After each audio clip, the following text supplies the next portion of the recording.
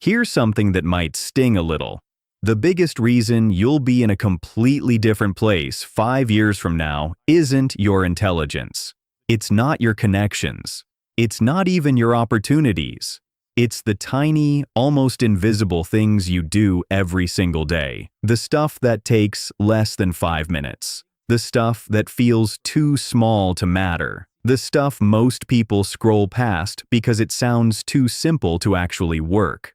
Over the past few years, we've gone through the daily routines of thousands of people who quietly succeed. Founders, athletes, writers, people who never post about their morning routine, but somehow keep getting better year after year.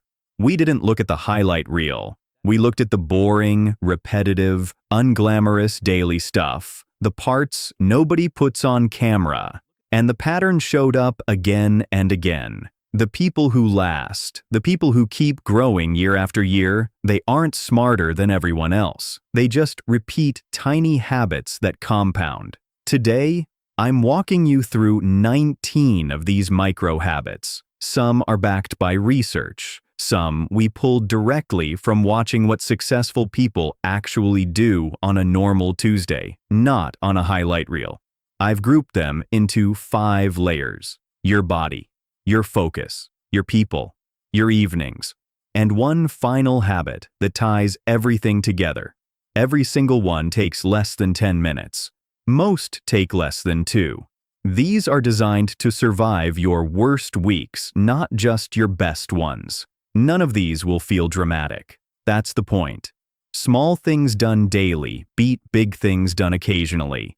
That's really the whole argument of this video, so keep that in mind as we go through the list. One quick note before we start. You don't need any special tools for most of these. No app, no subscription, no expensive gadget. Just a small decision, repeated daily. That's the entire mechanism behind why these work. Let's start with layer 1, your body. Habit 1, the morning light minute. This one sounds too simple to work, but it does. As soon as you wake up, get some natural light. Step outside, stand on a balcony, or just sit by a window for a minute or two.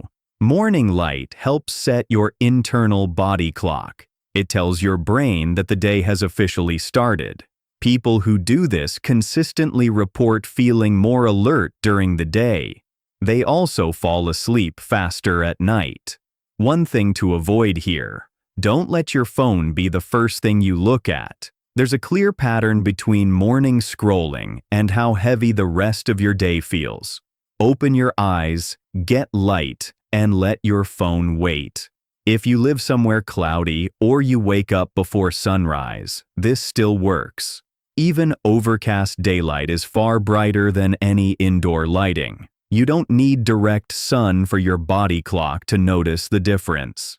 This pattern showed up constantly across the routines we studied. Coffee on the porch, a walk before work, standing at an open window for 2 minutes. The detail changes, the underlying habit doesn't. Habit 2. The 20-20-20 rule.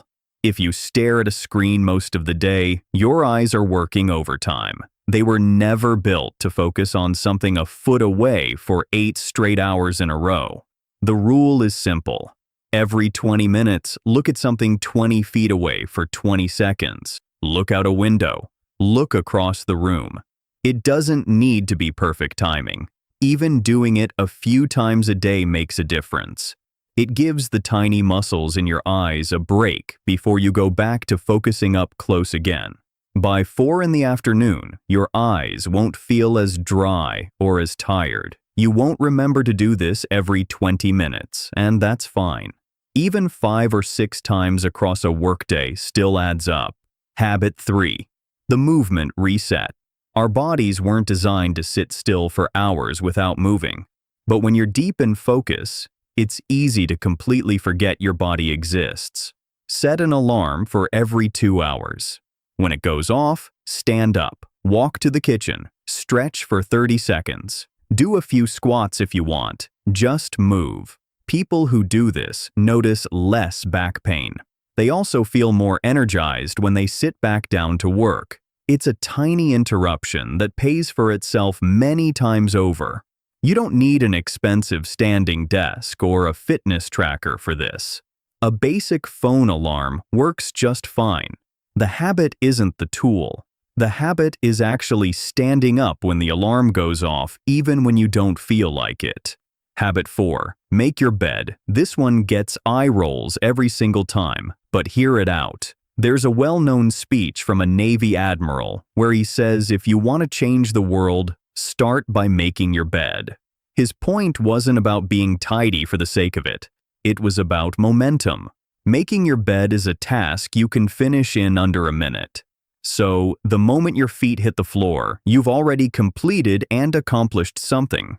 That one small win before 7 or 8 in the morning can pull the rest of your day along with it. Think about the alternative. If your very first task of the day already fails, that sets a certain tone. A finished bed is a small proof that you follow through on things. It's a tiny signal you send to yourself before you've even had breakfast. Almost everyone we studied who called themselves disciplined had some version of this, even if they never called it that. A small ritual that never got skipped, no matter how the day went. That's layer 1. Now let's move to layer 2. Your focus. Habit 5. One intention. Out loud. Before your day begins, say or write down one specific thing. One task that, if you finish it, makes the whole day feel like a win. Be specific here. Not be productive. Not have a good day. Something like, send the proposal by 5 o'clock.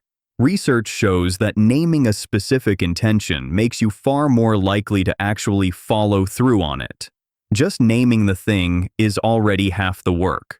Say it out loud if you can, even if no one's around. Hearing it in your own voice makes it feel more like a commitment and less like a vague thought floating around your head.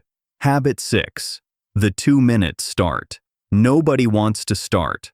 Starting is always the hardest part of anything. So trick yourself a little. Tell yourself you'll only do the task for 2 minutes. Not the whole thing. Not the whole hour. Just 2 minutes. Almost every time, once you start, you don't stop at 2 minutes. You keep going. You can pair this with the classic 5, 4, 3, 2, 1 countdown. Count down from 5 out loud. And by the time you hit 1, get up and move. Your brain doesn't get the chance to talk you out of it before you're already in motion. Resistance is always highest right before you begin, not during. The 2-minute rule exists purely to get you past that first wall. Habit 7. Put your phone in another room. There's a direct link between where your phone physically sits and how much you actually get done in a day. If it's on your desk, even face down, there's almost zero friction stopping you from checking it. You tell yourself you'll just look for a second, and before you know it, 10 minutes are gone. But if it's in another room, everything changes. You have to physically get up. You have to walk out and make a conscious decision to go check it. That small bit of friction is usually enough to keep you focused on what you are actually trying to do. It's not about willpower. Nobody has enough willpower to resist a notification sitting 6 inches from their hand all day. The trick is removing the temptation physically instead of fighting it mentally. Habit 8. The 2-breath buffer. Before you reply to a message, an email, or anything that sparks a strong emotion, take 2 slow breaths first. That tiny pause is the difference between sending something you'll regret and responding like the person you actually want to be. If someone is pushing you for an instant reaction, one message after another, pause anyway. Take the 2 breaths, then respond from a calmer place. It sounds almost too small to matter. But most regretted texts, emails, and comments happen in the 2 or 3 seconds right after reading something that stings. That's exactly the gap this habit is designed to fill. That's layer 2. Now layer 3, your people. Habit 9. One genuine compliment a day. Not good job, not nice work. Something specific. Something you actually noticed and genuinely mean. There's well-known research on positive emotion showing that giving genuine appreciation benefits the giver almost as much as the person receiving it. On days you're mindful of giving a real compliment, you naturally start scanning for what's good around you. Try this for 1 week straight and watch what it does to your friendships, your team, or your relationship. Habit 10. Ask, don't assume.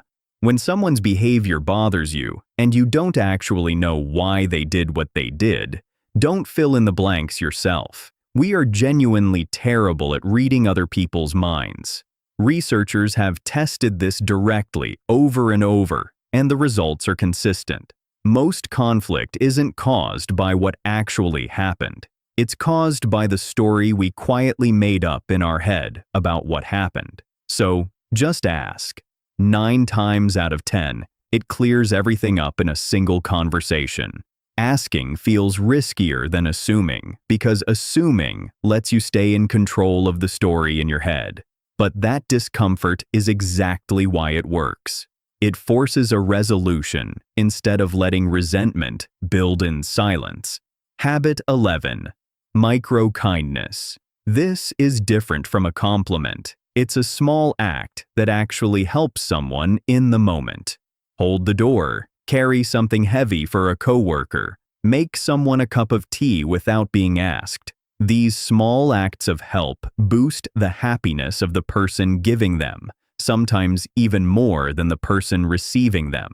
You're not just being kind, you're quietly topping up your own well-being too. The key here is that it costs you almost nothing.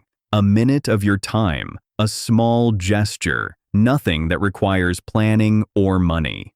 That's exactly why it's sustainable as a daily habit instead of a one-time gesture. Habit 12. The 8-minute replay. Pick a moment from your life that made you genuinely, deeply happy. Spend 8 minutes replaying it in as much detail as you can remember. Who was there? What you were doing? How the air felt. Do this daily for a week, and you'll notice something shift. You start smiling at random moments during the day for no obvious reason. Your baseline mood lifts a little. It's small, but it's real, and it compounds fast. Your brain doesn't fully separate a vividly remembered moment from a lived one. Replaying something happy in detail triggers many of the same responses as actually experiencing it again. That's layer 3. Now layer 4. Your evenings. Habit 13. 5 pages a day. 5 pages takes about 10 minutes. Over a full year, that adds up to close to 12 books. The research on reading is almost boringly consistent at this point. Better vocabulary, better memory, more empathy. Slower cognitive decline as you age. You don't need to find a free hour in your day. You just need 5 pages. It doesn't matter what you're reading either. Fiction, non-fiction, something light before bed. The habit is the consistency, not the genre. 5 pages tonight, 5 pages tomorrow, and the book eventually finishes itself. Habit 14. The bedside notepad. Keep a physical notepad and pen right by your bed. An actual notepad, not your phone. When a thought pops into your head late at night, whether it's a task, a worry, or something you're scared you'll forget by morning, write it down instead of holding on to it. Getting it onto paper switches off the background noise in your head. It tells your brain, I've got this handled. I'll deal with it tomorrow. And because it's paper, not a screen, you're not lighting up your eyes right before trying to fall asleep. This showed up constantly across people who describe themselves as calm under pressure. Not fewer worries, just a fixed place to put them instead of carrying them around all night. Habit 15. The daily cleanse. Before you finish for the day, spend 5 minutes clearing the flat surfaces around you. Your desk, your kitchen counter, your nightstand. You don't need to deep clean the entire room. Just clear the surfaces.